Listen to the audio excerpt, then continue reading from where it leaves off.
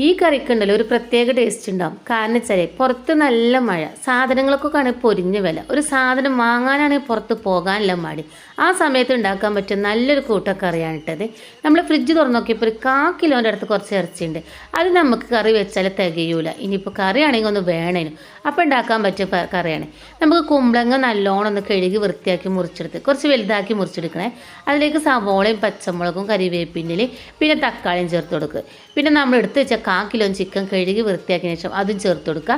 ഒരു 2 സ്പൂൺ മുളകും പൊടി, 1.5 ടീസ്പൂൺ മല്ലിപ്പൊടി, ഒരു 3/4 ടീസ്പൂണോളം മഞ്ഞൾപ്പൊടി, പിന്നെ ഒരു 1/4 ടീസ്പൂണോളം ബിരിയാണി മസാലൻ്റെ പൊടി. പിന്നെ അതിലേക്ക് പാകത്തിന് ഉപ്പും ചേർത്ത് കൊടുക്കുക. പിന്നെ അത്യാവശ്യം വെള്ളം ഒഴിച്ച് കൊടുക്കുക. നല്ല പോലെ ഒന്ന് ഇളക്കി കൊടുക്കുക. നല്ലോണം ഇളക്കി മിക്സ് ചെയ്തതിന് ശേഷം നല്ല പോലെ കറി ഒന്ന് വേവിച്ചെടുക്കണം. അപ്പോൾ അതിന് നമുക്ക് ഉള്ളിയൊക്കെ ഒന്ന് അരിഞ്ഞ് വെക്കാം. ചെറിയുള്ളിയാണ് ഇത് താളിക്കാൻ വേണ്ടി വേണ്ടത്. നമുക്ക് ചെറിയുള്ളി ഇല്ലാത്തതുകൊണ്ട് നമുക്ക് സവാള കൊത്തി അരിഞ്ഞ് അതും കറിവേപ്പിൻ്റെ ഒന്ന് ചേർത്ത് കൊടുക്കാം. ഇനി നല്ല പോലെ ഒന്ന് മൂപ്പിച്ചെടുക്കണം. നല്ലോണം ഒന്ന് മൂത്ത് വരട്ടെ. അപ്പോഴേ കറിക്ക് നല്ല ടേസ്റ്റ് ഉണ്ടാവുകയുള്ളൂ.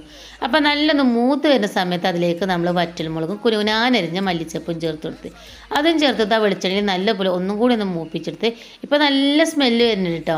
ആ സ്മെല്ല് വരുന്ന സമയത്ത് നമ്മൾ വേവിച്ച് ചിക്കന ഇറച്ചി അതിലേക്കൊന്ന് ചേർത്ത് കൊടുക്കുക. ഇപ്പോൾ കറി കുറച്ച് വെള്ളം പോലെ ഉണ്ടല്ലേ. ഇനി നമുക്ക് തുറന്ന് വെച്ചിട്ട് എന്താണ്ടല്ലോ കറി ഒന്ന് കുറുകി എടുക്കണം. നല്ലോണം ഒന്ന് കുറുകി വരുന്ന രീതിയിൽ നല്ലോണം ഒന്ന് തിളപ്പിച്ചെടുക്കുക. ഇപ്പോൾ നല്ലോണം ഒന്ന് കുറുകി വന്ന് കാണും നമ്മുടെ കറി നല്ല സെറ്റായി വന്ന് കേട്ടോ.